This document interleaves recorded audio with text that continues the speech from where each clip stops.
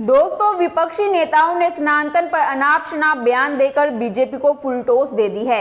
इकलौता सनातन धर्म का मुद्दा ऐसा है जो बीजेपी को बैठे बिठाए मिल गया है और इसके सहारे बीजेपी अपनी चुनावी नैया को पार लगाने की पूरी कोशिश कर सकती है। 2017 के यूपी विधानसभा चुनावों की बात करें या गुजरात विधानसभा चुनावों की या फिर 2019 के लोकसभा चुनाव की, इन तीनों मौकों पर किसी न किसी मुद्दे को हथियार बनाकर बीजेपी ने चुनावी जीत हासिल की। प्रधानमंत्री नरेंद्र मोदी सनातन के मुद्दों को चुनावी हथियार बनाने में जुट गए हैं। नमस्कार दोस्तों, मैं हिमांशी कश्यप आपके साथ, आप देख रहे हैं जनता की आवाज। आगे बढ़ने से पहले इस वीडियो को लाइक करें, शेयर करें और अगर पहली बार जनता की आवाज न्यूज चैनल को देख रहे हैं तो चैनल को सब्सक्राइब भी करें और घंटी जरूर बजाएं, चैनल की भी और सरकार की भी। आज की नेशनल मीडिया के मुकाबले में जनता का साथ दीजिए और उसकी ताकत बनिए, जनता की आवाज बनिए और हो सके तो इसके लिए चैनल को ज्वाइन भी करें। दोस्तों, पीएम मोदी को लगता है कि उनकी सरकार की तमाम नाकामियों पर सनातन की भैंस चादर डाल देगी और उत्तर भारत का धर्म भीरू समाज बीजेपी के पक्ष में गोलबंद हो जाएगा।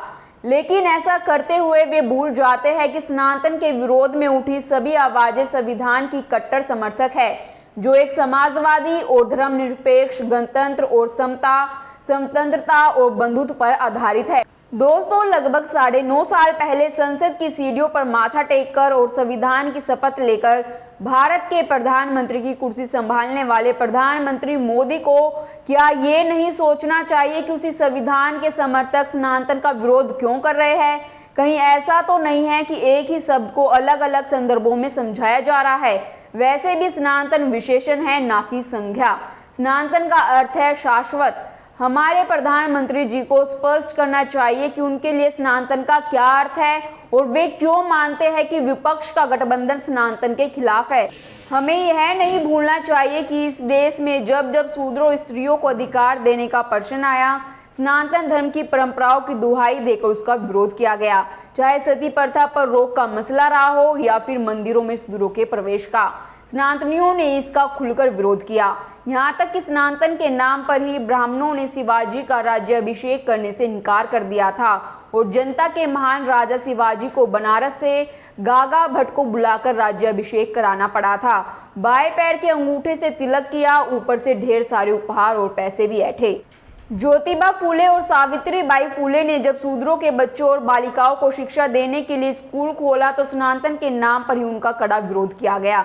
सनातन के नाम पर ही कहा जाता था कि कुओं और तालाबों का पानी शूद्रों से छूने से अपवित्र हो जाएगा।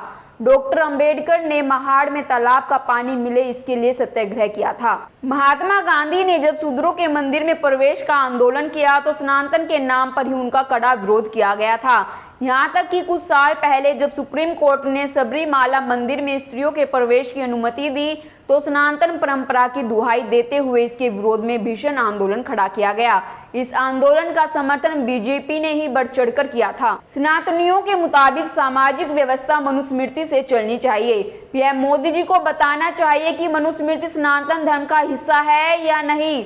सावरकर तो इसी मनुस्मृति को हिंदू लॉ बताते थे, जबकि डॉक्टर अंबेडकर ने इसी मनुस्मृति को स्त्रियों और शूद्रों की गुलामी का दस्तावेज बताते हुए सार्वजनिक रूप से जलाया था।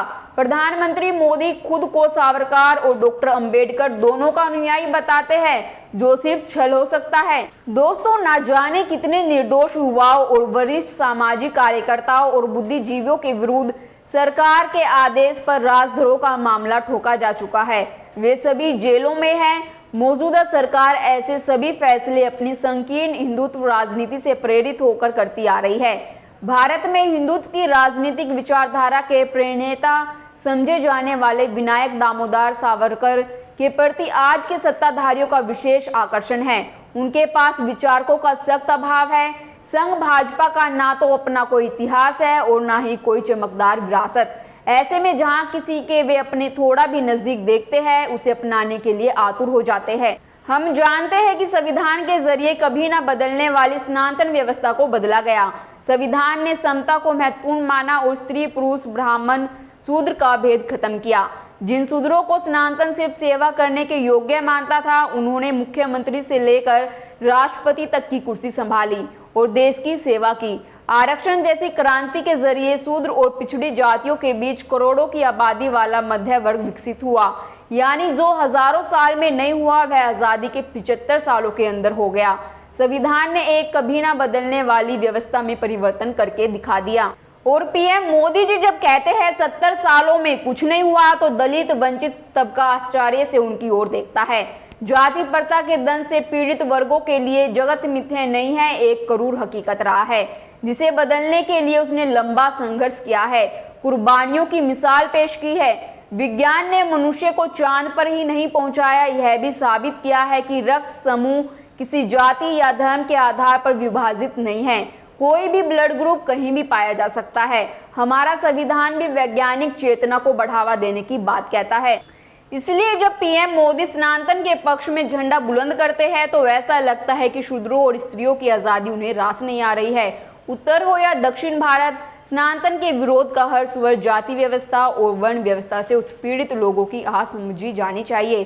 भारत के प्रधानमंत्री से इतनी संवेदनशीलता की उम्मीद की ही जानी चाहिए कि वे शब्दों को नहीं भाव को समझेंगे। लेकिन मध्य प्रदेश की रैली में सनातन पर खतरा बताते हुए उन्होंने सारा संदर्भ ही गायब कर दिया। यहाँ तक कि रैदास को भी सनातन परंपरा से जोड़ दिया, जो हमेशा जाति प्रथा को चुनौती देते रहे। रैदास ने कहा था, जात जात में जात है, 10 केलन के पात, रैदास ना मानुष जुड़ सके जब तक जात ना जात। दोस्तों, साफ है कि मोदी जी सनातन का झंडा बुलंद करते हुए संविधान के संकल्पों को भूल रहे हैं। उनके आर्थिक सलाहकार तो खुलकर संविधान बदलने की वकालत कर रहे हैं। सनातन को लेकर उठी बहस का सख्ती से जवाब देते हुए देखें कि देश के तमाम संस्थानों और नौकरियों में दलित, पिछड़े और आदिवासी समाज के लिए आरक्षित स्थान खाली क्यों हैं? क्यों एक षड्यंत्र के तहत ऐसा लगातार किया जा रहा है? आर्थिक आधार पर आरक्षण देते हुए आपकी सरकार ने क्रीमी लेयर का मानक 8 लाख रुपए माना है, जबकि दलित, पिछड़े और आदिवासी समाज के लिए यह बेहद कम है। क्या यह अन्याय नहीं है? आपकी सरकार जाति जनगणना की मांग मानकर समाज की हकीकत सामने ला सकती है। जब पिछड़ों को आरक्षण मंडल कमीशन के आधार पर मिला, तब उसका विरोध आडवाणी जी ने देश भर में यात्रा निकाल कर किया।